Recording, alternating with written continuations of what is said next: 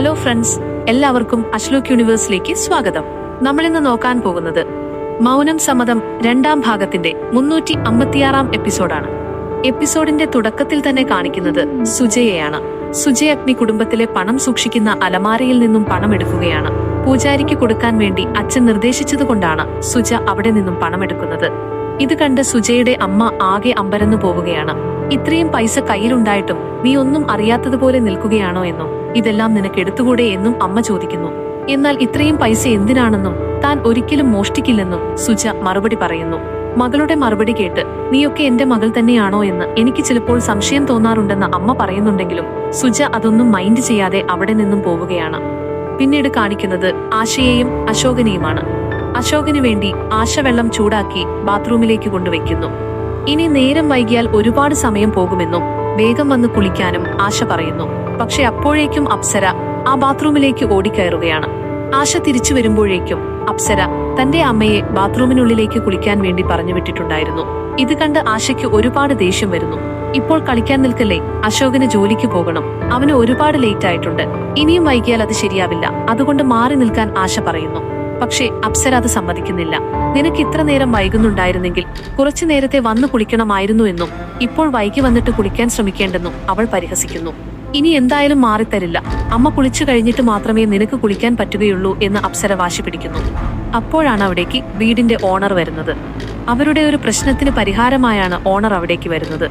അശോകനും ആശയ്ക്കും ആ വീട്ടിൽ ഒരു ചെറിയ മുറി മാത്രമാണ് ഉണ്ടായിരുന്നത്. അതിനാണെങ്കിൽ ഒരു നല്ല മറ പോലും ഉണ്ടായിരുന്നില്ല. തുണി വച്ചാണ് അവർ അത് മറച്ചിരുന്നത്. ആ പ്രശ്നം പരിഹരിക്കാൻ വേണ്ടി ഓണർ അവിടെ ഒരു നല്ല മറ പാർട്ടീഷൻ കൊണ്ടുവന്ന് വയ്ക്കുകയാണ്.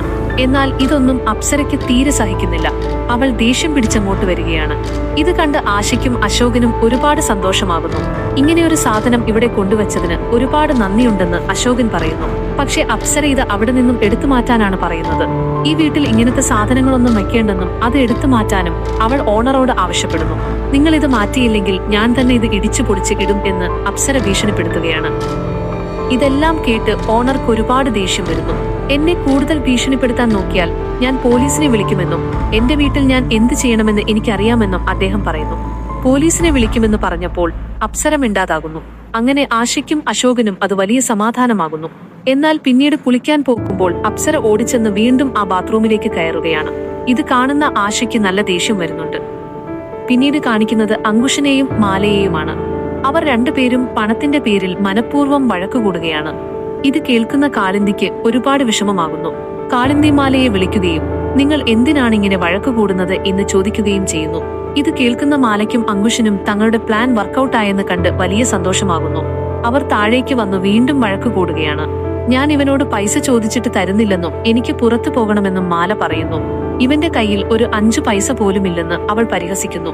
അങ്കുഷാണെങ്കിൽ എന്റെ കയ്യിൽ തരാൻ പൈസയൊന്നുമില്ലെന്നും വേണമെങ്കിൽ അവളോട് കാളിന്തിയോട് ചോദിക്കാനും അവളുടെ കയ്യിൽ പൂത്ത കാശാണെന്നും പറയുന്നു. ഇത് കേൾക്കുന്ന കാളിന്തിക്ക് വല്ലാത്ത വിഷമം തോന്നുകയും തന്റെ കയ്യിലിരുന്ന 1000 രൂപ എടുത്ത് മാലയ്ക്ക് കൊടുക്കുകയും ചെയ്യുന്നു.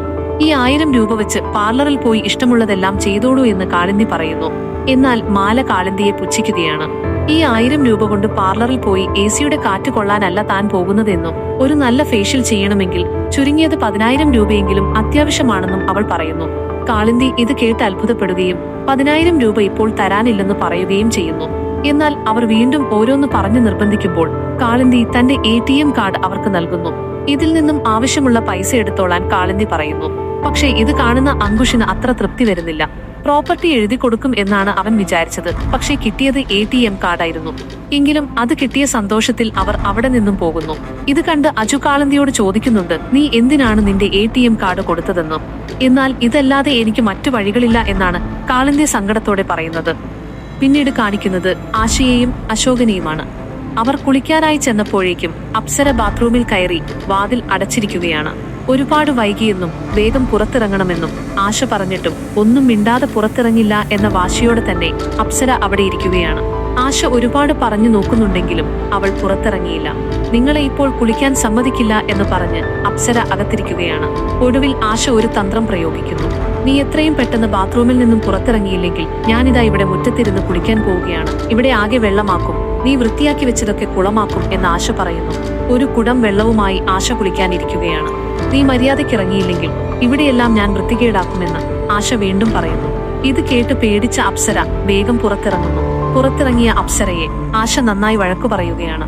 ബാത്റൂം വിശ്രമിക്കാനുള്ള സ്ഥലമല്ലെന്നും നീ ഇത്ര നേരം അതിനുള്ളിൽ കയറി കുളിക്കുകയാണെന്ന് പറഞ്ഞിട്ട് അവിടെ വിശ്രമിക്കുകയായിരുന്നല്ലേ എന്ന് ആശ ചോദിക്കുന്നു. ഇത്രയും നേരമായിട്ടും നീ നിന്റെ വസ്ത്രം പോലും മാറ്റിയിട്ടില്ലല്ലോ എന്നും ആശ കണ്ടുപിടിക്കുന്നു. ഇനി മേലിൽ ഞങ്ങളുടെ മേക്കിട്ട് കയറാൻ വന്നാൽ ഇതുപോലെ ആയിരിക്കില്ല എന്ന് പറഞ്ഞ് ആശ അപ്സരയെ നന്നായി വിരട്ടുന്നുണ്ട്. പിന്നീട് കഥയിൽ കാണിക്കുന്നത് നിരഞ്ജനെയാണ്. തന്റെ മകൻ അശോകന് വേണ്ടി പ്രത്യേക പൂജകൾ നടത്തുകയാണ് നിരഞ്ജൻ. അശോകന്റെ നന്മയ്ക്കും ഐശ്വര്യത്തിനുമായി അദ്ദേഹം പൂജാരികൾക്കെല്ലാം ദാനധർമ്മങ്ങൾ ചെയ്യുകയും അവർക്കാവശ്യമായ പണമെല്ലാം നൽകുകയും ചെയ്യുന്നു. അതിനുശേഷം അദ്ദേഹം സുജയെ വിളിച്ചു പറയുകയാണ്, ഈ പൂജാരിമാർക്ക് വേണ്ട സൗകര്യങ്ങളെല്ലാം നീ ചെയ്തു കൊടുക്കണം. അവർക്കാവശ്യമായ ഭക്ഷണവും മറ്റെല്ലാ കാര്യങ്ങളും നീ തന്നെ നോക്കണമെന്ന് അദ്ദേഹം നിർദ്ദേശിക്കുന്നു. എന്നാൽ അശോകന് വേണ്ടി അച്ഛൻ ഇത്രയധികം കാര്യങ്ങൾ ചെയ്യുന്നത് കാണുമ്പോൾ ഭരതനതൊട്ടും സഹിക്കാൻ കഴിയുന്നില്ല. അശോകനോടുള്ള അച്ഛന്റെ ഈ സ്നേഹവും പരിഗണനയും ഭരതനിൽ വലിയ ദേഷ്യമാണ് ഉണ്ടാക്കുന്നത്. അതേസമയം അപ്സരയും അമ്മയും തമ്മിൽ ചെറിയൊരു വാക്കുതർക്കം ഉണ്ടാകുന്നതാണ് പിന്നീട് കാണുന്നത്. നമ്മൾ ഇത്രയൊക്കെ പ്ലാനുകൾ ഇട്ടിട്ടും ആശ ഇന്ന് ഒറ്റയ്ക്ക് നിന്ന് നമ്മുടെ രണ്ടുപേരുടെയും വായ അടപ്പിച്ചു കളഞ്ഞല്ലോ എന്നോർത്ത് അവരാകെ അസ്വസ്ഥരാണ്. അവളെ ഇനി ഇങ്ങനെ വിട്ടാൽ ശരിയാകില്ലെന്നും താൻ തന്നെ എന്തെങ്കിലും പുതിയ വഴി ചിന്തിക്കണമെന്നും അമ്മ പറയുന്നു. എന്നാൽ അമ്മ പേടിക്കേണ്ടെന്നും അവൾക്ക് തിരിച്ചൊരു നല്ല പണി കൊടുക്കാൻ തനിക്കറിയാമെന്നും അപ്സര പറയുന്നുണ്ട്. പക്ഷേ അമ്മ അത് സമ്മതിക്കുന്നില്ല. ഇനി നീ ആലോചിച്ചിട്ട് കാര്യമില്ലെന്നും അവളെ മെരുക്കാൻ ഞാൻ തന്നെ എന്തെങ്കിലും ചെയ്യേണ്ടി വരുമെന്നും അമ്മ തറപ്പിച്ചു പറയുന്നു. ഇത് കേട്ടപ്പോൾ അപ്സരയ്ക്ക് ദേഷ്യം വരുന്നു. ഇത്രയും വർഷമായിട്ടും എന്നെപ്പോലും മെരുക്കാൻ നിങ്ങൾക്ക് കഴിഞ്ഞിട്ടില്ല, പിന്നെയാണോ ഇന്നലെ വന്ന അവളെ നിങ്ങൾ മെരുക്കാൻ പോകുന്നത് എന്ന് ചോദിച്ച് അവർ തമ്മിൽ വഴക്കിടുകയാണ്. എങ്ങനെയെങ്കിലും ആശയ്ക്കൊരു പണി കൊടുക്കണമെന്ന വാശിയിലാണ് അപ്സര അപ്പോൾ. പിന്നീട് കാണിക്കുന്നത് കാളിന്ദിയെയാണ്. കാളിന്ദിയുടെ അടുത്തേക്ക് അങ്കുഷും മാലയും ദേഷ്യപ്പെട്ട് ഓട്ടി വരികയാണ്. അവർ കാളിന്ദിയെ ഒരുപാട് വഴക്ക് പറയുന്നുണ്ട്. നിങ്ങൾ ഞങ്ങളെ പറ്റിക്കുകയായിരുന്നോ എന്നും കയ്യിൽ ATM കാർഡ് ഉണ്ടെന്ന് പറഞ്ഞ് വലിയ ആളാകാൻ നോക്കിയതാണോ എന്നും അങ്കുഷ് ചോദിക്കുന്നു. ഈ കാർഡിൽ വെറും 6000 രൂപ മാത്രമാണല്ലോ ഉള്ളത്. ഇത്രയും കുറഞ്ഞ പൈസ തന്ന് ഞങ്ങളെ പറ്റിക്കാൻ നോക്കിയല്ലേ എന്ന് പറഞ്ഞ് അവർ കാളിന്ദിയെ ആക്ഷേപിക്കുന്നു. എന്നാൽ കാളിന്ദി അവർക്ക് തക്കതായ മറുപടി നൽകുന്നുണ്ട്. നിനക്കിങ്ങനെയൊക്കെ പറയാൻ എങ്ങനെ തോന്നുന്നു എന്നും എന്റെ കയ്യിൽ അറ്റ്ലീസ്റ്റ് 6000 രൂപയെങ്കിലും ഉണ്ടല്ലോ, നിന്റെ കയ്യിൽ 5 പൈസ എടുക്കാനുണ്ടോ എന്നും കാളിന്ദി തിരിച്ചു ചോദിക്കുമ്പോൾ അങ്കുഷിന് മറുപടിയില്ലതാകുന്നു. താൻ നിങ്ങളെപ്പോലെ വലിയ പണക്കാരും തറവാടികളും ഒന്നുമല്ലെന്നും ഒരു പാവപ്പെട്ട സ്ത്രീയാണെന്നും അതുകൊണ്ട് തന്റെ കയ്യിൽ ഇത്രയൊക്കെ പണം ഉണ്ടാവുകയുള്ളൂ എന്നും കാളിന്ദി വ്യക്തമാക്കുന്നു. തുടർന്ന് ആശയെയും അശോകനെയുമാണ് കാണിക്കുന്നത്. അശോകൻ ഇന്റർവ്യൂവിന് പോകാൻ തയ്യാറായി നിൽക്കുകയാണ്. അവിടേക്ക് ആശ വരുന്നത് അശോകന്റെ ഏറ്റവും പ്രിയപ്പെട്ട ഭക്ഷണം കരുതിയാണ്. ഈ ഭക്ഷണം കഴിക്കുമ്പോൾ അശോകന് ഇന്നത്തെ ദിവസത്തിന്റെ പ്രത്യേകത മനസ്സിലാവുമായിരിക്കും എന്ന് കരുതിയാണ് ആശ സന്തോഷത്തോടെ വരുന്നത്. ആ ഭക്ഷണപ്പൊതി അശോകന്റെ കയ്യിൽ കൊടുക്കുമ്പോൾ എന്തിനാണ് എനിക്കിതിപ്പോൾ നൽകുന്നതെന്നും താൻ ഇന്റർവ്യൂവിന് അല്ലേ പോകുന്നതെന്നും അശോകൻ ചോദിക്കുന്നു. എന്നാൽ ഇന്റർവ്യൂ ഒക്കെ കഴിഞ്ഞ് വിശക്കുമ്പോൾ കഴിക്കാമല്ലോ എന്ന് പറഞ്ഞ് ആശ അവനെ സമാധാനിപ്പിക്കുന്നു. കൂടാതെ തന്റെ കയ്യിലുണ്ടായിരുന്ന 500 രൂപ കൂടി ആശ അശോകന് നൽകുന്നുണ്ട്. എന്നാൽ അശോകൻ വലിയ താല്പര്യമൊന്നും കാണിക്കാതെ അവിടെ നിന്നും പോകാൻ തുടങ്ങുന്നു. അപ്പോഴാണ് ആശ ചോദിക്കുന്നത് അശോകന് ഇന്ന് എന്തെങ്കിലും പ്രത്യേകതയുള്ള ദിവസമായി തോന്നുന്നുണ്ടോ എന്ന്. ഇന്ന് നേരത്തെ വരാൻ പറ്റുമോ എന്ന് ആശ ചോദിക്കാൻ തുടങ്ങുമ്പോഴേക്കും അശോകൻ തടയുകയാണ്. എന്ത് പ്രത്യേകതയെക്കുറിച്ചാണ് നീ പറയുന്നത് എന്ന് അശോകൻ ചോദിക്കുന്നു. അവൻ ഒന്നും ഓർക്കുന്നില്ലെന്ന് കണ്ടപ്പോൾ ആശയ്ക്ക് വല്ലാതെ സങ്കടം തോന്നുന്നുണ്ടെങ്കിലും അവൾ അത് പുറത്തു കാണിക്കാതെ സാരമില്ല, അശോകൊന്നും വേണ്ട എന്ന് പറഞ്ഞു മാറ്റുന്നു. എങ്കിൽ ഇന്റർവ്യൂവിന് പൊയ്ക്കോളൂ എന്ന് പറഞ്ഞ് അവനെ യാത്രയാക്കുന്നു. അവൻ പോകുമ്പോൾ ഓൾ ദി ബെസ്റ്റ് ഒക്കെ പറയുന്നുണ്ടെങ്കിലും ആശയുടെ മനസ്സ് നിറയെ വിഷമമാണ്. ഭഗവാനെ, ഇന്ന് ഞങ്ങളുടെ വെഡിങ് ആനിവേഴ്സറി ദിവസമാണെന്ന് അശോകിന് ഓർമ്മയില്ലെങ്കിലും കുഴപ്പമില്ല, അവന് നല്ലൊരു ജോലി കിട്ടിയാൽ മാത്രം മതി എന്ന് ആശ മനസ്സിൽ പ്രാർത്ഥിക്കുന്നു. ഇതോടെയാണ് ഇന്നത്തെ എപ്പിസോഡ് അവസാനിക്കുന്നത്. ഈ എപ്പിസോഡിന്റെ മുഴുവൻ വീഡിയോകളും നമ്മുടെ ഇൻസ്റ്റഗ്രാം അക്കൗണ്ടായ ആഷ്ലോക്ക് യൂണിവേഴ്സിൽ അപ്ലോഡ് ചെയ്തിട്ടുണ്ട്.